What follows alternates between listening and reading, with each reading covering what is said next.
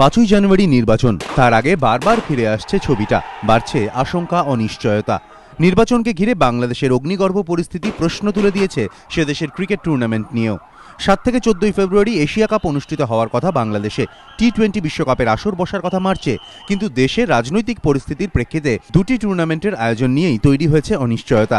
দেশের যে কোনো একটি নিরাপদ শহরে এশিয়া কাপের সবকটি ম্যাচের আয়োজন করা সম্ভব, টি-20 বিশ্বকাপের ক্ষেত্রে যা অসম্ভব।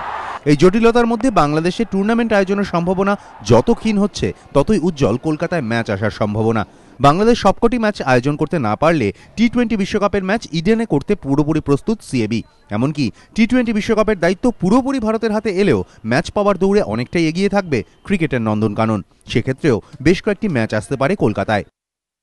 এর আগে আমাদের প্রেসিডেন্ট জগমোহন ডালমিয়া বলেইছিলেন যে বাংলাদেশকে আমরা সব রকমভাবে সাহায্য করব এই ম্যাচ করার জন্য। বাংলাদেশ যদি না পারে সেক্ষেত্রে বাংলাদেশকে সাহায্য করার জন্য যদি ইডেন গার্ডেনকে এগিয়ে আসতে হয়, তাহলে আমরা নিশ্চয়ই আসব। জানুয়ারিতে নির্বাচন, আবার জানুয়ারি মাসেই বাংলাদেশ সফরে যাচ্ছে শ্রীলঙ্কা। বাংলাদেশের কাছে এটি কার্যত অ্যাসিড টেস্ট, কেননা এশিয়া কাপ বা টি-20 বিশ্বকাপের ভাগ্য অনেকটাই নির্ভর করছে শ্রীলঙ্কা বাংলাদেশ সিরিজের ওপরই। কুন্তল চক্রবর্তী, এবিপি আনন্দ, কলকাতা।